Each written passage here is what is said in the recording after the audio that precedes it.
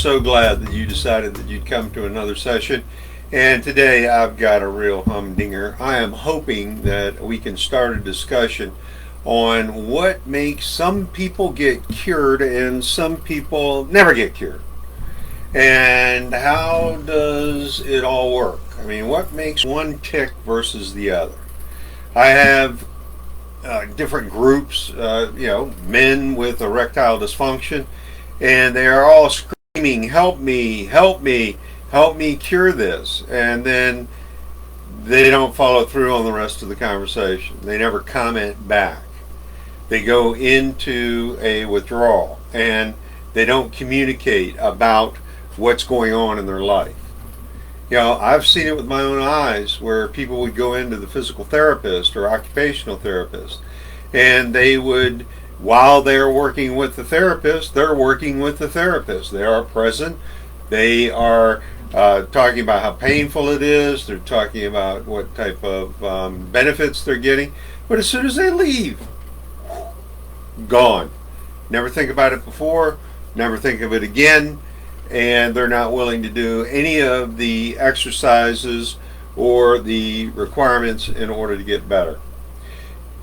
I'm just dumbfounded on what makes one person make the decision that they're going to follow the regime of pills in order to be cured, or the regime of physical therapy, or do the hard work with a diet, with a sleep, with relationships, with spirituality, and changing your mind. Yeah, it's not easy. I've been working on myself for a number of years. And what I've found is that there are a bunch of individuals out here that would rather run their own game rather than be told what to do.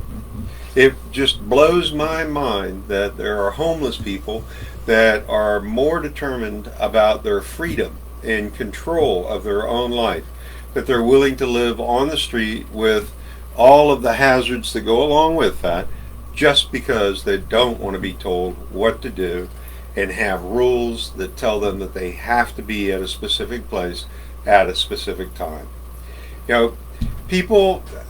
I've seen people put in the hard work in order to get better, to get the cure. And it's not about the diagnosis being incorrect or the cure being non-existent. I've even had individuals that had cancer and they went an alternative medicine route and they found the cure. And it's out there. It's available. I personally believe that any disease that's out here is curable.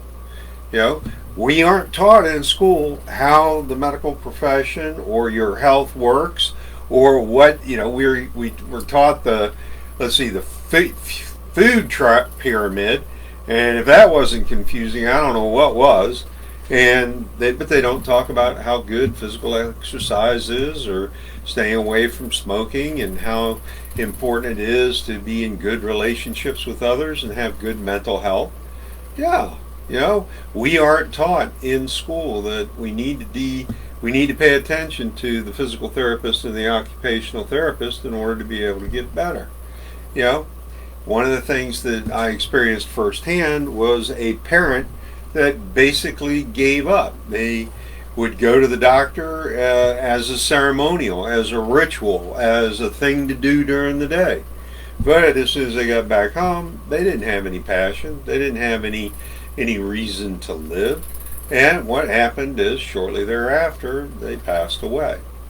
So I personally believe that when a person has a reason to live, and I don't care what that reason is, it can be that the cat needs to be fed, or it can be that you have an event that needs to happen. You have crops in the field. You have a certain number of dollars that you need to have or raise, that you're part of a larger group. Being in community is a reason to live. Sharing is a reason to live. Being needed is huge. And maybe people don't feel that they're needed, or that they're compromising on their health. They're selling out their lifestyle. And I have a close friend that took years before they got a knee replacement. And during that period of time, their quality of life went down, down, down. And they became more and more immobile, and of course that caused other health issues. But my point is that one day they made the decision that they wanted a better lifestyle. And I don't know whether or not it's because of the grandchildren or because they retired or what the reason was, but suddenly they had the passion and the reason to live, and they wanted to be able to get their body physically back to 90% of what it was a few years before. You know, when we have a reason to live, we will make efforts. We will do the process. We will do the hard work in order to get better. And, you know, we also have to have faith in the process. And that faith in the process is that, you know, those pills actually do work, or this physical therapy is going to get me there, or this counseling is going to get there, or saying these mantras, or changing my ritual for eating, or exercise, or changing my mindset. These are all excellent ways for us to be able to be cured. You know, it's really hard for people to talk about what their real needs are. You know, if you ask a person while you're interviewing them to get better, oh yeah, I want to get better.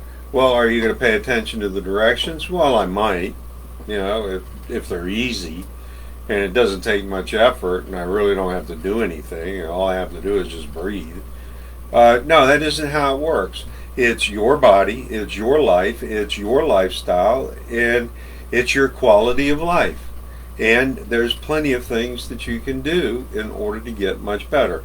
Emotional intelligence, healing with a counselor, your Reiki healing, Kabbalah healing, finding a reason to live, becoming more passionate about something, anything. Stop and listen to your body. You know, if you really want to know whether or not you want to be cured, ask your body. Ask yourself, do I really want to be cured? And if it's a no, then don't go to the doctor. Don't spend the money. You're done. Just punch the card and check out. You know, we need to really understand what our motivating factors are. And when we find them, it makes it so much easier to follow through with the therapies, with the pills, with the regimens of physical exercise and all that other stuff I've been talking about. Well, I would love to know if you are an individual that is passionate and is on the way to be cured. Or, on the other hand, what I've just said is a bunch of hooey because of whatever. You know, give me some feedback. I'd love to talk to you. I look forward to your comments. You have a great day.